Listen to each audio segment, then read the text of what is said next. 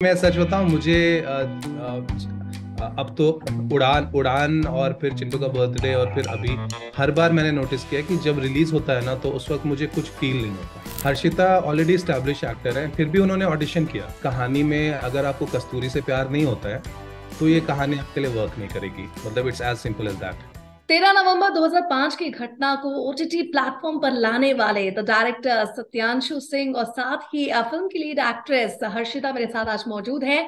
Web series को बहुत सारा प्यार मिल रहा है ओटीटी पर। तो चलिए आइए जानते हैं कि सत्यांशु जी, सबसे पहले तो आपसे कि कैसा लग रहा है। आप हर्षिता से पूछिए क्योंकि मेरा आंसर थोड़ा बोरिंग होगा। But let's hear from Harshita. Harshita. मुझे तो बहुत अच्छा लग रहा है। I mean we all work very hard in this show and कुछ लोगों का जैसे मेरा भी एंड सत्यांशु सर का हम लोग के लिए आई थिंक ज्यादा हम लोग इमोशनली अटैच भी थे शो से। So I am very happy that it has turned out really really well. अब आप बता दीजिए बाकी तो सत्यांशु। जो सर ने बोला तारीफ मिल रही है तो अच्छा तो लग रहा है। हाँ, नहीं मैं सच बताऊं मुझे अब तो उड़ान उड़ान और फिर चिंटू का बर्थडे और फिर अभी हर बार मैंने नोटिस किया कि जब रिलीज होता है ना तो उस वक्त मुझे कुछ फील नहीं होता। मतलब in a very not in a negative way, मतलब मुझे जरा भी एक्साइटमेंट नहीं फील होता। मेरे आसपास के जो लोग हैं, मेरी फैमिली, मेरे फ्रेंड्स, उन लोगों के एक्साइटमेंट को देख के मुझे लगता है कि नहीं यार, थोड़ा तो अभी एक्साइटमेंट दिखाना चाहिए। तो मैं सच बताऊं, मुझे अपने दोस्त यार फैमिलीज की खुशी देख के ही मजा आ रहा है। और हर्षिता ने अभी बोला तो उसको देख के मुझे मजा आया। बेसिकली जिन लोगों के साथ मैंने काम किया वो लोग बहुत खुश हैं, तो उनकी खुशी को देख के मुझे बहुत अच्छा लग रहा है। पर्सनली मुझे कभी भी बहुत एक्साइटमेंट नहीं होता है, तो इसीलिए I am more excited about what I am currently writing than Jahanabad. But जब हर्षिता को इतनी तारीफ मिल रही है, बाकी क्रू मेंबर्स को तारीफ मिल रही है, हमारे डीओपी को की प्रशंसा हो रही है, राजीव जिन्होंने स्क्रिप्ट लिखी उनकी तारीफ हो रही है, तो बड़ा अच्छा लग रहा है मुझे। I must tell you. Hmm.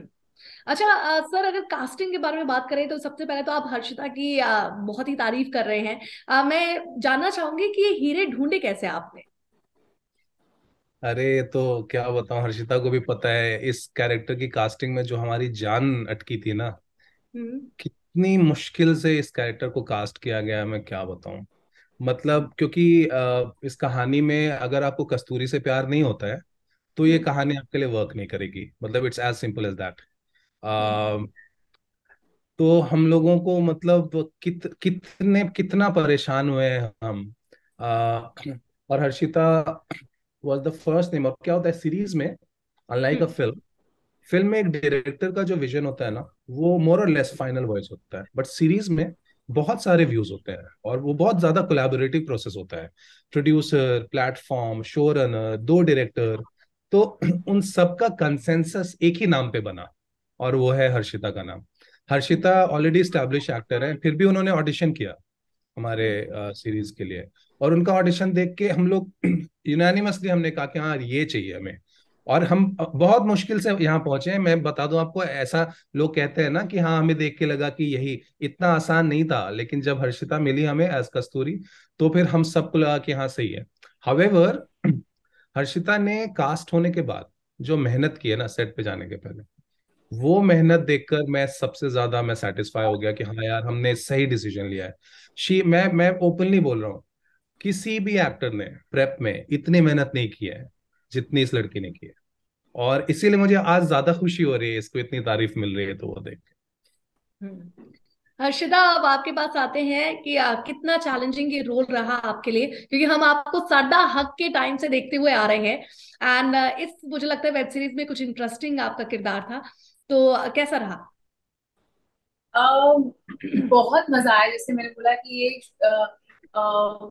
After साटा हक in terms of a role that is fully performance based and at that length came to me many years after Sata Haq. So I think इसमें बहुत मेहनत चाहिए थी। और जैसे sir ने बोला कि एक्टर तो ऑब्वियसली मेहनत करना ही चाहता है, बट आई थिंक जैसे I remember there was we had so many discussions and my go to was कि मैं सत्यांशु सर को फोन करूं या राजीव सर को फोन करूं या कुछ भी, because they both are from Bihar, so it becomes like they knew when they're directing me also that कहाँ पर गलत, कहाँ पर ये थोड़े थोड़े nuances and all of that. And apart from that, I think the confidence that I got from these people, especially Satyanshu sir was and Ari sir was so. I mean, if the other people, if your directors are so confident in you, so you can't do anything but work hard for it. So I think मेरे और सबसे बड़ी चीज मुझे सबसे ज्यादा डर इस बात का था कि जो बिहार की जो लैंग्वेज है अभी, बिकॉज दिस नो लैंग्वेज ऐसा, just the way you speak Hindi, it's the way you speak, so वो पकड़ना, ताकि मुझे ऐसा लगता है मुझे 60% भी वो आ गया और लोगों ने ये नहीं बोला कि खराब लग रही है तो बहुत होगा. But then I happened to meet a journalist who's from Jahanabad and who had covered that jailbreak. And when she saw the show, the first thing that she told me was that your accent, your whatever you're being in that, your accent was so on point. तो मुझे वो बहुत बड़ा factor था मेरे लिए, because it's not easy. अभी भी मुझे लगता है कि अगर लोग बोल रहे हैं तो दे आर स्टिल सेइंग कि you are 90% close, because unless you are from there और यू स्पेंड टाइम देयर, मतलब आप वहां पहले रहो महीने और फिर उसके बाद करो, तब तक वो पॉसिबल नहीं है. तो अगर 90% भी लोगों को छुआ है वो, तो आई थिंक ये मेरे लिए बहुत बड़ी अचीवमेंट है. और मैं सर से यही बोलती रहती थी कि मुझे सबसे ज्यादा डर उसी चीज का है. बट तो चाहे मेरी वो और अगर इनकी दोनों का हार्डवर्क मिलकर तो चाहे वो आपके किरदार के बारे में बात करें, एक्सेंट हो, जिस तरह से आपने 21वीं सदी की लड़की को दिखाया है, कितना टाइम लगा? चाहे वो वर्कशॉप के बारे में बात करें या फिर फिल्म के दौरान आप कितनी बार उस रोल के लिए ट्रेन कर रही थी अपने आप को? It was a continuous process ever since I joined the show. I think वो मेरे लिए हर दिन वाली बात हो गई थी, मतलब. And even when the show was going on, ऐसा नहीं कि अब मुझे आ गया, मतलब वो हर दिन सुबह उठ के आपको ये बोलना पड़ता है कि अभी this is how you going to speak. और बहुत फनी चीज ये है कि क्योंकि मैं उस शो के लिए अब एक तरीके से इंग्लिश भी बहुत पॉलिश नहीं हो सकती, और तो मैं एक्चुअली आफ्टर द शो एक महीने तक जिस तरह से हर्षिता इंग्लिश बोलती है, मैं इंग्लिश नहीं बोल पा रही थी वैसे इन दैट फ्लुएंसी, बिकॉज वो पूरा मेरा 3 महीने मैंने बोलना ही छोड़ दिया था. I was just speaking the way Harshita Kasturi would speak. So in fact to come back to how Harshita would speak specially in English, I had forgotten that, क्योंकि वो वैसे मुंह से निकल ही नहीं रहा था. तो मुझे टाइम लगा उसमें वापस आने के लिए. मुझे लगा हाँ कि बट वो एवरीडे प्रोसेस है. इट इज नॉट लाइक आपने एक हफ्ते वर्कशॉप कर लिया और आप रेडी हो. तो I think till the last day of shoot was a everyday process. अच्छा, वेब सीरीज तो वैसे कमाल कर रही है ओटीटी में. कोई अब तक का बेस्ट कॉम्प्लीमेंट जो आपको मिला है अपने रोल के लिए? यही जो मैंने आपको बताया, अगर कोई उस जगह से है जहानाबाद से और अगर उसने मेरे एक्सेंट के बारे में बात की है, तो आई थिंक ये सबसे बड़ा कॉम्प्लीमेंट था. That's great. अच्छा सत्यांशु जी, आपसे भी पूछना चाहेंगे कि what next in your bucket list? क्या लिख रहे हैं, क्या पेश करने वाले, क्या धमाका होने वाला है? देखिए, धमाका तो पता नहीं. राइटिंग बहुत ही मुश्किल और मिस्टीरियस काम होता है. मैं 16 साल से लिख रहा हूँ और 90% जो लिखा है वो खराब ही है. तो 90% चांस है कि अभी मैं जो लिख रहा हूँ वो खराब होगा. बट मैं एक एक एक सीरीज बना रहा हूँ with very senior film maker. अभी ऑफिशियल नहीं हुआ इसलिए मैं उनका नाम नहीं ले रहा हूँ, but I look up to him and I have had the opportunity to work with him this time, with a big production as well. That should be my next as a writer director. But apart from that, मैं चिंटू का birthday वाली दुनिया में वापस लौटना चाह रहा हूँ बहुत ही बेसब्री से, बिकॉज वो मेरी दुनिया है जहाँ पर कुछ अच्छे लोग दुनिया की प्रॉब्लम से लड़ने के लिए एक दूसरे के गुडनेस को पकड़ के चलते हैं. तो मैं कोशिश कर रहा हूँ कि उस पर एक फिल्म लिख सकूँ. So I am writing a film which is yeah around the spirit of something like Chintu का बर्थडे. अच्छा, ओटीटी प्लेटफॉर्म के बारे में आजकल ये भी कहा जा रहा है कि मूवीज को 70 के पर्दे को कहीं ना कहीं ओटीटी प्लेटफॉर्म खा रहा है. लोग अब ओटीटी ज्यादा प्रेफर करते हैं देखना rather than going to theatres. इस पर आपकी क्या राय है? Harshita, you want to go? Sir आपसे पूछा शायद.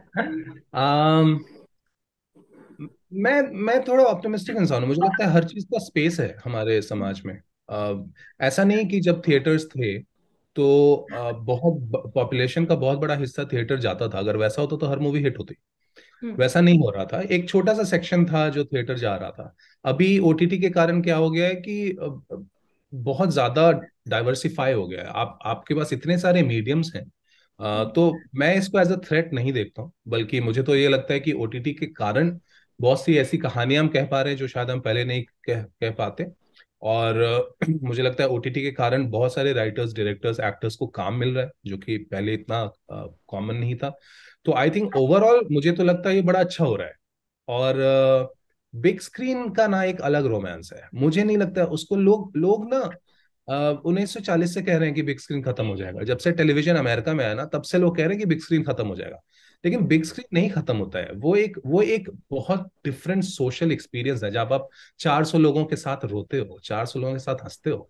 उसको ओटीटी या टेलीविजन नहीं रिप्लेस कर पाएगा।